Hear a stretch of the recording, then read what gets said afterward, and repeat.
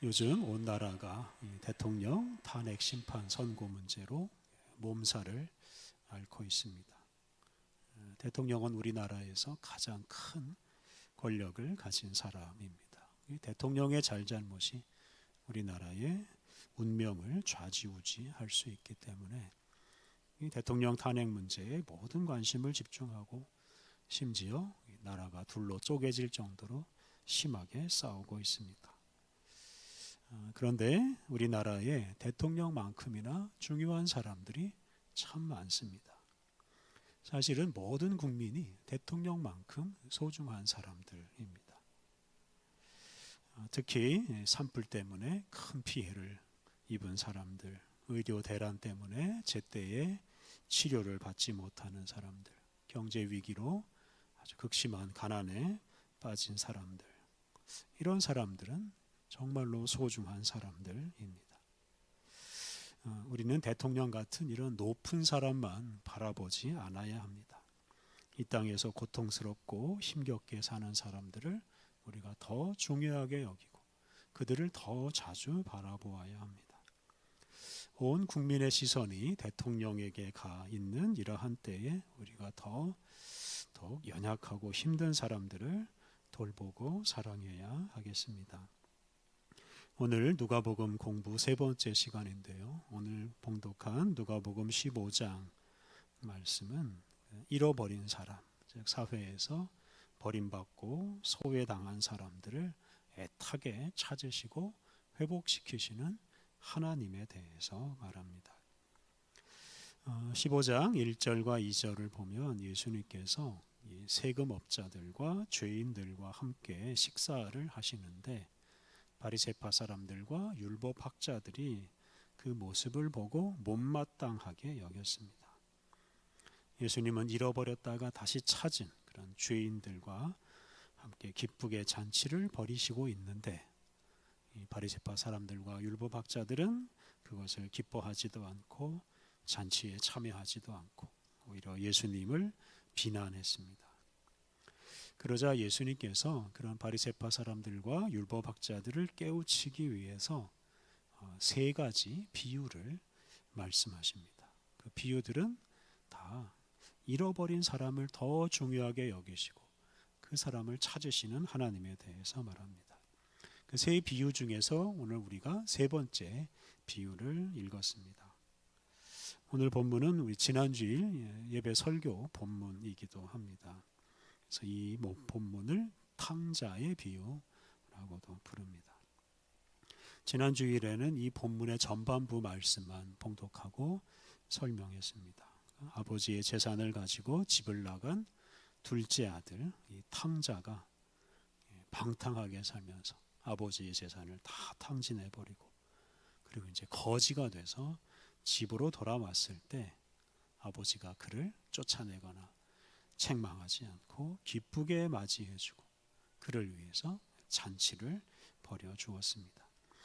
이 전반부 작은 아들 이야기죠. 이 작은 아들에 관한 이야기 중에서 아버지가 이 돌아오는 아들을 맞이하는 장면부터 함께 살펴보겠습니다. 오늘 본문 20절 말씀을 우리 같이 읽어보겠습니다. 20절 말씀 같이 읽겠습니다. 그러고는 일어나서 자기 아버지한테 갔어요. 아직 그가 멀리 떨어져 있는데 그의 아버지가 그를 보고 가슴이 아팠어요. 그래서 달려가 아들의 목을 껴안고 다정하게 입을 맞추었어요. 둘째 아들이 이제 집으로 돌아가기로 결심을 하고 이제 집으로 가는데 아버지가 집 안에 있질 않고 집 바깥에 서 있었습니다. 아들을 기다리고 있었던 겁니다. 그리고 아버지는 먼 거리에서도 그 자기 아들을 금방 알아보았습니다. 그리고 그 아들을 본 순간 아버지가 가슴이 아팠다라고 표현했습니다. 거짓골을 하고 더러운 모습을 하고 돌아오는 그 아들을 안타깝게 바라본 것입니다. 아버지가 돌아오는 아들에게 달려가서 그를 안아주고 또 사랑스러운 아들로 받아들였습니다. 그 둘째 아들이 비록 아버지를 거역하고 집을 나가서 아버지의 재산을 다 탕진해 버렸지만 아버지는 그 아들을 변함없이 사랑하고 그 아들을 용서하고 다시 그를 아들로 받아들였습니다. 21절을 보면 둘째 아들이 자신은 아버지의 아들이라고 불릴 자격이 없으니 그냥 그 집의 일꾼으로 품꾼으로 살게 해달라고 했습니다. 그런데 아버지가 그렇게 하지 않습니다. 우리 22절 말씀을 같이 읽겠습니다. 22절 그러나 아버지는 자기 종들한테 말했어요. 빨리 제일 좋은 예복을 내와서 그에게 입혀라. 또 그의 손에는 가락지를 끼워주고 발에는 샌들을 신겨주어라. 아버지는 아들에게 예복을 가장 좋은 옷을 입혀주고 손에 가락지를 끼워주고 맨발인 그 아들에게 신발도 신겨주었습니다. 이것은 이제 아들의 지위를 회복시켜주는 그런 행위입니다. 둘째 아들은 품꾼으로 살겠다고 했지만 아버지는 품꾼이 아니라 그 집의 아들로서 살도록 했습니다. 이렇게 그를 아들로 맞이해주고 용서해준 그 아버지 덕분에 이 둘째 아들은 다시 그 집의 아들의 지위를 회복했습니다. 아버지는 거기에 그치지 않고 돌아온 아들을 위해서 잔치를 벌이면서 집안 모든 사람들이 함께 기뻐하도록 합니다. 우리 23절, 24절 말씀 같이 읽겠습니다. 23절, 24절 또 살진 송아지를 끌어와서 잡아라. 먹고 즐기자꾸나. 나의 이 아들은 죽었다가 다시 살아났거든. 잃었다가 찾았어. 그래서 그들은 즐기기 시작했어요. 아버지가 살진 송아지를 잡고 함께 먹고 즐기자고 했습니다. 아버지는 아들이 죽었다가 다시 살아났고 자기가 잃어버린 것을 다시 찾았다라고 말하면서 기뻐했습니다. 여기서 우리는 아버지가 이렇게 둘째 아들을 기쁘게 맞이하는 이유를 알 수 있습니다. 아버지는 자기 아들이 돼지를 치면서 다른 사람의 종으로 사는 것을 원하지 않았습니다. 아버지는 자기 아들이 그 아들이라는 지위를 잃지 않고 정말 존귀하게 품위 있게 살기를 바랐습니다. 또 아버지는 특히 자기 아들을 잃고 싶지 않았습니다. 아들과 부자 관계를 맺고 함께 살고 싶어 했습니다. 그런데 이제 그렇게 집을 떠났던, 잃어버렸던 그 아들, 다른 사람의 종으로 살고 있던 그 아들이 이제 집으로 돌아옴으로써 이렇게 아버지가 원하던 것을 이루게 되었습니다. 아들을 얻었고 아들이 아들답게 살아갈 수 있게 되었습니다. 바로 이것 때문에 아버지는 기뻐하며 잔치를 벌였습니다. 그리고 이제 이런 아버지 덕분에 둘째 아들은 돼지치기나 품꾼이 아니라 아들로서 새로운 인생을, 참 좋은 인생을 다시 살게 되었습니다. 이 비유에서 아버지는 아버지 하나님을 가리키고 집을 떠난 둘째 아들은 잃어버린 사람, 죄인, 하나님에게서 멀어진 사람을 가리킵니다. 집을 떠난 아들을 아버지가 기쁘게 맞이하고 아들로 살게 해 준 것처럼 아버지 하나님도 당신을 떠난 죄인이 당신에게 돌아오기를 간절히 바라고 당신을 떠난 사람들이 하나님의 아들이라는 지위를 잃어버리고 사람의 종으로 살아가는 것을 바라지 않으시고 그래서 당신에게 돌아오기를 바라시고 또한 그 사람을 용서하셔서 사람의 종이 아니라 하나님의 자녀로 살게 하십니다. 이렇게 돌아오는 죄인을 기다리시고 용서하시고 당신의 자녀로 살게 하시는 아버지 하나님이 계시기에 오늘 죄인인 우리들에게 소망이 있습니다. 우리는 아버지 하나님의 은총을 받아서 언제든지 하나님께 돌아가서 하나님의 자녀로 살아갈 수 있습니다. 그런데 오늘 본문 25절 이하에 좀 다른 이야기가 나옵니다. 이것은 이제 큰아들 이야기입니다. 큰아들은 집을 떠나서 아버지를 힘들게 만든 둘째 아들과는 완전히 다르게 아버지 집에 머물면서 아버지의 일을 도우면서 살던 모범생입니다. 둘째 아들이 집으로 돌아왔을 때 큰아들은 밭에서 일을 하고 있었습니다. 큰아들이 일을 마치고 이제 집으로 돌아오는데 아버지가 돌아온 작은 아들을 위해서 큰 잔치를 벌이고 있다는 사실을 알게 되었습니다. 이제 이 모습을 본 큰아들의 반응이 이제 중요합니다. 큰아들이 어떻게 반응했는지 우리 28절 말씀을 함께 읽어보겠습니다. 28절 큰아들은 화가 치밀어서 들어가고 싶어 하지 않았어요. 그런데 아버지가 나와서 그를 타일렀어요.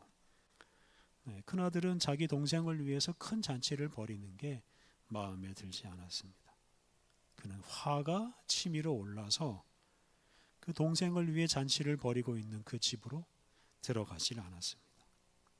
그러니까 이제 아버지가 그 집에서 나와서 큰아들을 타이릅니다.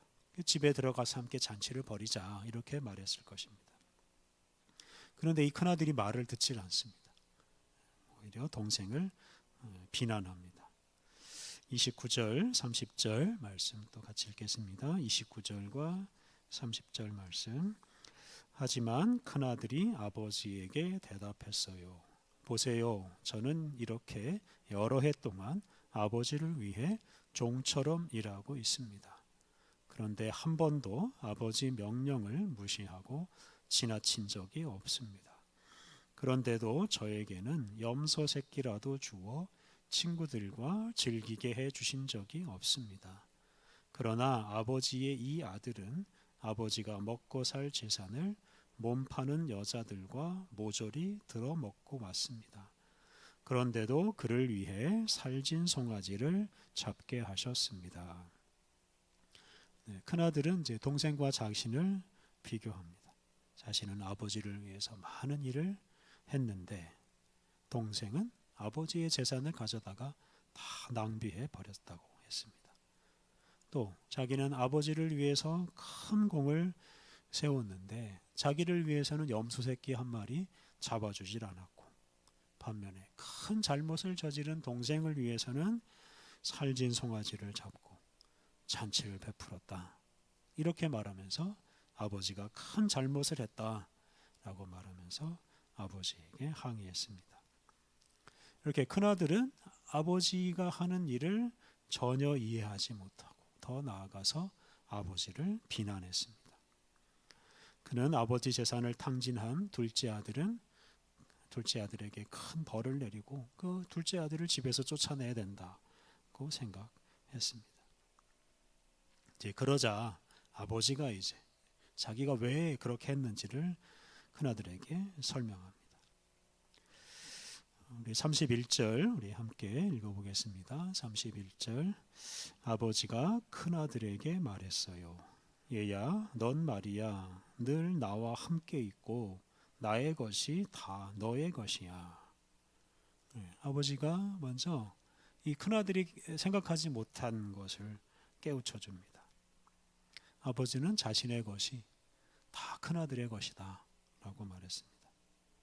특히 아버지가 큰아들과 함께 하기 때문에 늘 나와 함께 있고 라고 말했는데 늘 나와 함께 있기 때문에 자기 재산은 다 큰아들 재산이다 이렇게 말했습니다. 이 구절에서 이제 늘 나와 함께 있고 아버지와 함께 있다 하는 사실이 중요합니다. 아버지 곁을 떠났던 작은 아들과는 달리 큰아들은 아버지 곁에 아버지와 함께 있었습니다. 이것이 얼마나 중요하고 이게 얼마나 큰 특권인지 모릅니다. 아버지와 함께 있으면 아버지의 모든 것을 다 공유할 수 있기 때문입니다.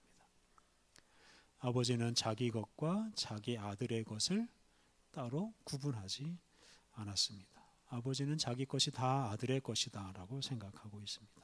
그래서 아버지와 함께하는 사람은 그 아버지의 것을 다 자기 것으로 여기고 살아갈 수 있습니다. 그런데 이 큰아들은 아버지와 함께 있으면서도 그것을 알지 못했습니다. 아버지와 자신을 구분하고 아버지의 재산과 자기의 재산을 구분했습니다. 그래서 그는 아버지와 함께 있으면서도 아버지를 멀리하고 아버지의 마음을 이해하지 못했습니다. 이 때문에 작은 아들을 환영하는 아버지의 마음을 이해하지 못하고 오히려 아버지를 비난하고 말았습니다. 32절에서 아버지는 돌아온 동생을 위해서 잔치를 벌이고 기뻐하는 것이 마땅하다고 말합니다. 우리 32절 함께 봉독하겠습니다. 32절. 그런데 지금은 우리가 즐기고 기뻐하는 것이 마땅했단다. 너의 이 동생은 죽었다가 살아났고 잃었다가 찾았거든. 아버지가 우리가 즐거워하는 것이 마땅하다 이렇게 말합니다. 그러니까 자신과 큰아들이 함께 즐기고 기뻐하는 것이 마땅하다고 했습니다. 왜냐하면 그 돌아온 둘째 아들 또는 되찾은 그 둘째 아들은 이 아버지의 아들일 뿐만 아니라 이 형의 동생이기 때문에 그렇습니다. 큰아들 입장에서 보면 그의 동생이 돌아왔습니다. 그의 동생을 되찾았습니다. 그러니 그가 아버지와 함께 기뻐하고 즐거워하는 것이 마땅합니다. 앞서 말한 대로 아버지는 큰아들과 자신을 구분하지 않았습니다. 마찬가지로 작은 아들과 자신을 구분하지 않았습니다.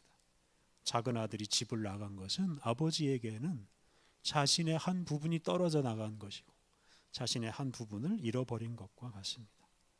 그리고 그가 그 작은 아들이 다시 돌아온 것은 잃어버린 자기 자신을 되찾은 것과 같고 떨어져 나갔던 살점 하나가 다시 붙은 것과도 같습니다.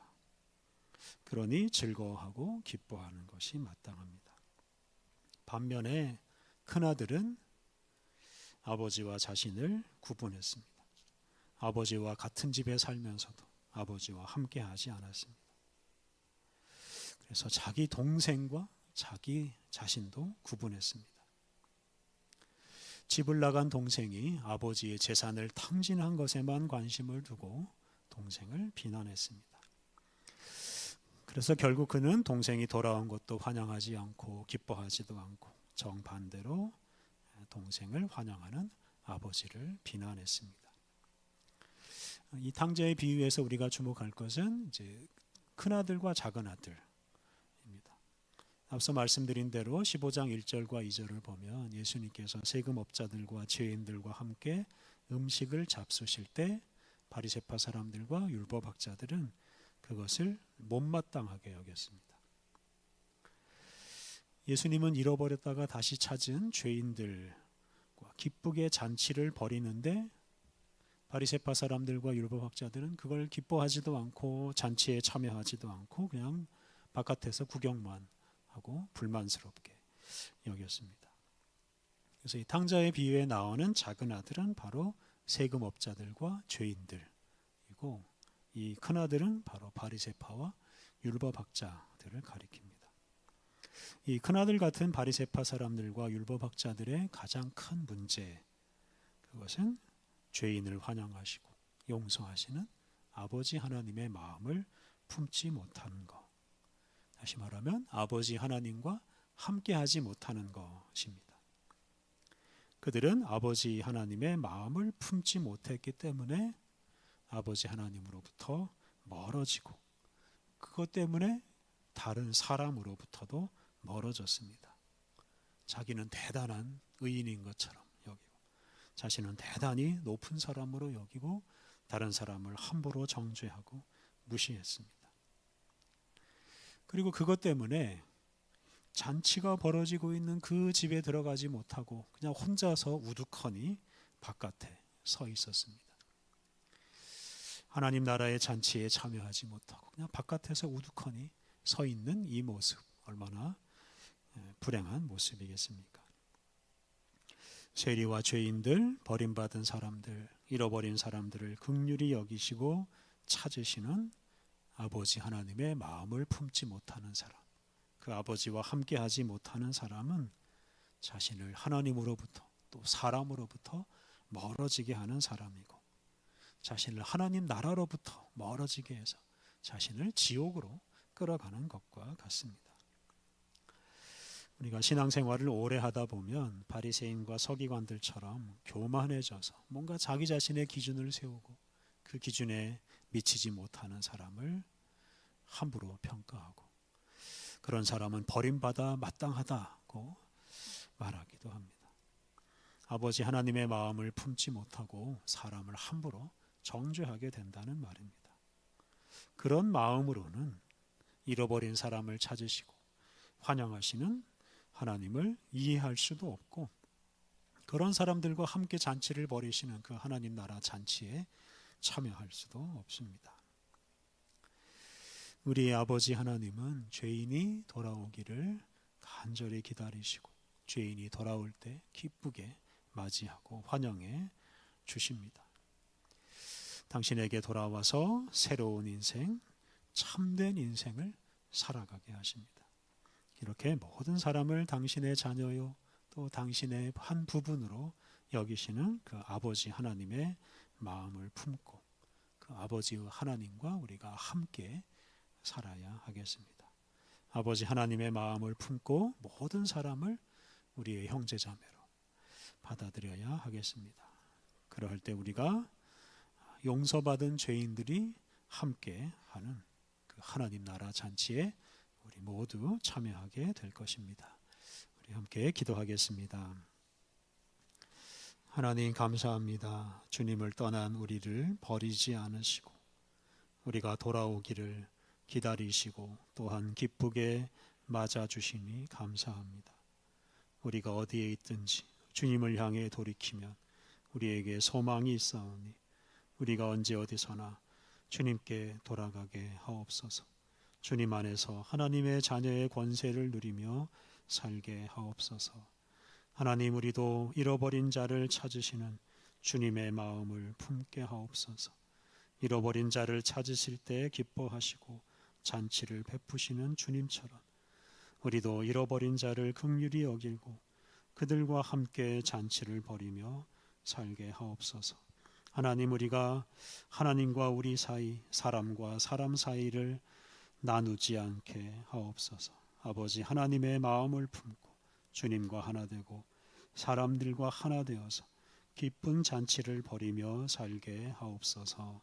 우리 주님 예수님의 이름으로 기도드립니다. 아멘.